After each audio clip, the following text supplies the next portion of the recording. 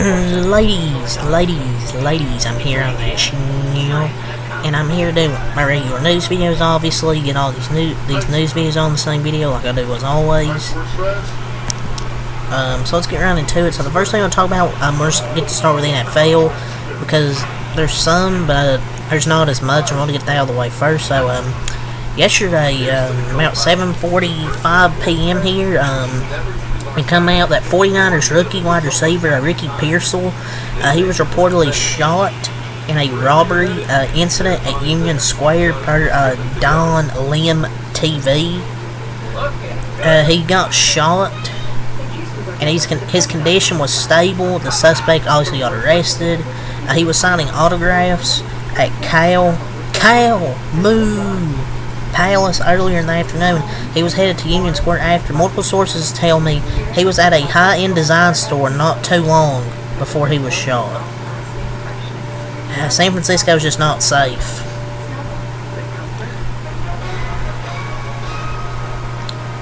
There's no information on the suspect. I think it was a 17-year-old suspect, I think. I'm not sure. But San Francisco's shit whole lot. Just protect your people. But the good news was he was okay. Apparently it was over a Rolex.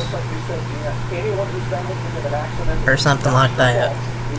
But the update after that was he was shot through the chest in a robbery attempt over a Rolex watch, per the SFPD, San Francisco Police Department. He was going to a signing, yet there was a struggle for the gun, with both Ricky and the suspect being shot.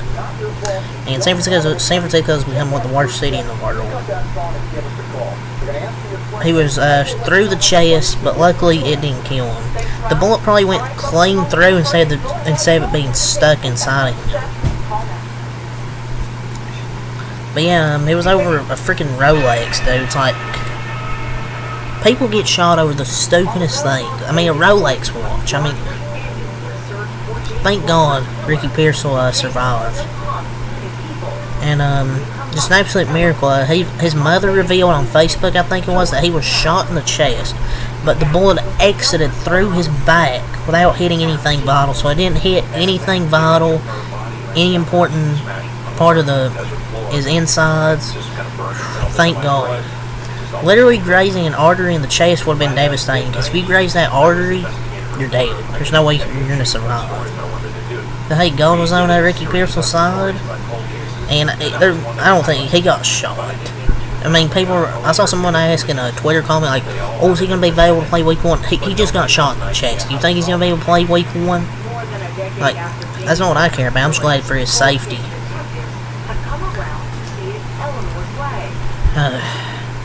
Hopefully it's a successful recovery, and he can get on the field soon for his rookie year. But the second he can sign somewhere else, he can leave the 49ers after his rookie deal, he's going to go somewhere else. I mean, if he does, you can't blame him. But yeah, thank God Ricky Pearsall's okay. So next thing I want to talk about is the hashtag Giants are re-signing a cornerback, Adoree Jackson, per Schultz report. So he's back to the team. He had a really good season last year. He was never amazing, but he's a solid cornerback 2 and a good cornerback 3. I mean, yeah, is he probably washed, but he's better than their current quarterbacks outside of Deontay Banks. Had a okay year last year. So free agent wide receiver Michael Thomas has been suspended 1 week for violating NFL rules. Bro got suspended, he ain't even on the damn team yet. What is he even suspended for? Oh yeah, remember, he hurled a brick at a windshield of a construction worker's truck. Oh yeah, that happened. Dude, this dude's been injured. I feel like he ain't played in forever. Who's gonna want him? The Giants? Chiefs wide receiver Hollywood Brown will not be available for the team's season opener against the Ravens. I still think they'll be fine without Marquise Brown. I still think they'll win this game. Lamar Jackson's just not clutch, and Mahomes is. Speaking of the Ravens, they're bringing back QB Tyler Snoop Huntley, who spent last season in Cleveland. JPA football, you mean the Pro Bowl quarterback Tyler Huntley? That's Pro Bowl quarterback Tyler Huntley, you sir. Or he didn't. Wait, he didn't spend last season in Cleveland. He just signed here. He just signed there in the off season. Played the preseason when Cleveland got released. Pandeo face. But yeah. I mean, good backup, I guess. I mean, I don't really think it's gonna help him that much. But yeah.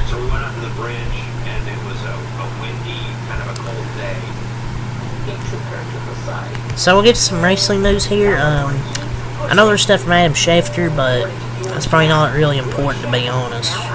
And because I want to make this video as short as possible, and I'll make it a long, like, 15-minute yak video. I'd like to get some wrestling here. Bianca Belair and Jade Cargill will celebrate regaining their women's tag team championships on Raw this Monday, so they're going to be on Raw this Monday. Oh boy, I wonder who's going to interrupt them this week. Spoiler, it's going to be the Pure Fusion Collective. Or maybe Damage Control, one of those two, probably. Victoria has signed a Legends contract with the WWE. That'd probably tell she's probably on the Hall of Fame soon. As well, she's probably signing a contract. Or maybe for a segment at some point, I don't know. So Bryan Danielson, his first defense as AEW champion will be against Jack Perry at AEW on next Saturday. Scapegoat. Bryan Danielson on his retirement tour, his first title defense against Jack Perry. I mean, the dude couldn't even have a good extreme match against Darby Allin. You're telling me this guy deserves a championship match? Like, come on, man. I mean, obviously he's going to defeat Jack Perry, but this isn't a match I want to see. Dave Meltzer gives it 5 stars, probably. I mean, I guess it's good. I mean, I guess it's a good call for a short bill in 2 weeks if you want to say that, but I don't know. I just don't like it. I don't like it, to be honest. There's better people out there to have a title defense against. Karrion Kross suggests, what the fuck is happening? For WWE to hold an Extreme Rules tournament to decide on a new Extreme Wrestling Championship. No rules, no DQ, pinfall, submission, or knockout. I mean, it's a good concept, but I don't think it would work right now. Moving in the right direction with a little bit of edge, but it's not there yet. Unless they want to do that on Netflix, which it would work for Netflix, but that's a good idea. To be honest, I think it would be perfect for Netflix.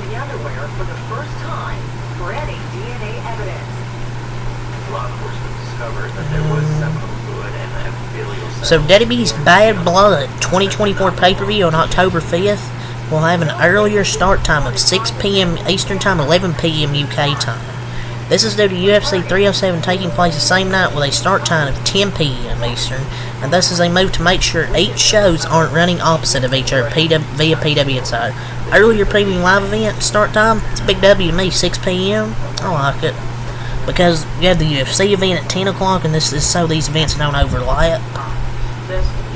So, the earlier start times, the better, honestly, for the fans. And I think Bad Blood's going to be great. Because you might have another CM Punk, Drew McIntyre match, third match, which will win that feud, maybe. And whatever other matches. Cody will be on the show, obviously, and there as well, in Atlanta. So yeah, that's start time for Bad Blood. So the official start for WWE Raw on Netflix is set for Monday, January 6, 2025. So we will be seated for January 6, 2025 for the start of Raw on Netflix. We're gonna hear that Seth fucking Rollins. First Seth fucking Rollins. Now, there's gonna be so many top names of the episode, because you know WWE's gonna stack that Monday Night Raw episode on Netflix on the first night. It's gonna be a great freaking Monday Night Raw. I'll be there no matter what. This new era is about to be the best era since the Attitude Era. I'm not saying it's gonna be better than the Attitude Era. It's just gonna be better than the last few, than the Vince McMahon era. The last about 10 or so years. Kevin Owens via Mousesport on his relationship with CM Punk, end quote, "We never talk. We have no reason to talk. We're not friends." I mean, not everybody gets along with the wrestling business well, because I guess he's very good friends with the Young Bucks. They're friends with the Young Bucks. Kevin Owens is friends with the Young Bucks. Obviously, CM Punk isn't. So I think that's why they're not friends. At least I thought that was the rumor or something like that. So he'll probably never be talk with CM Punk unless it's in a feud of wrestling. So the top 3 superstars with the high social media engagement metrics from April 2024 to August 2024: Roman Reigns with 27.2 million, Rhea Ripley with 22.8 million, Liv Morgan with 20.3. Good for the women. Good for the women. Nobody, like, I don't know why people care if Cody's on here or not. Like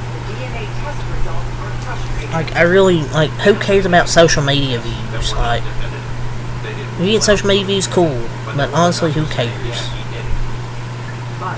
But respect for Liv and Rhea being up here.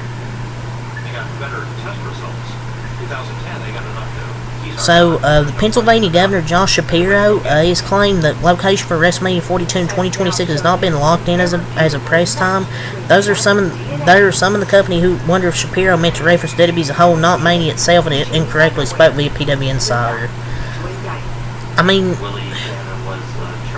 Philadelphia just had WrestleMania. There's no way you can go there 2 times within 3 years. Like, they just went there. Solo Sikoa, he reiterates that he's next for the Undisputed WWE Championship after Cody Rhodes and Kevin Owens.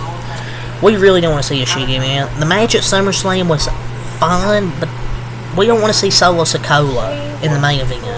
I'm sorry. Like, I'm sorry, man. Oh, but yeah, that's all the wrestling I want to talk about here. So, for NASCAR, we'll go over the race today.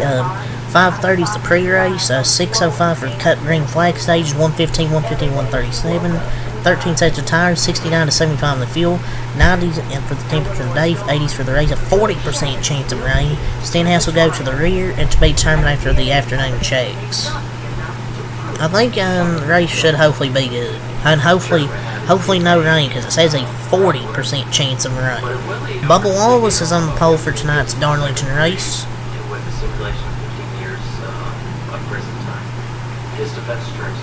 So, Richard Childress talked about the Austin Dillon ruling, said it changed NASCAR forever. Pops is very upset that someone held his grandbaby accountable. I mean, dumping someone for the win has always been frowned upon. It's not fair when you wipe out 2 cars for the win there. Pop. Christian Akis will drive the College Racing number 16 car full-time next year, and it's a multi-year deal for Akis. Finally glad Akis has that right. College Racing isn't the best, but I feel like he's going to outrun those cars from where they have been this year.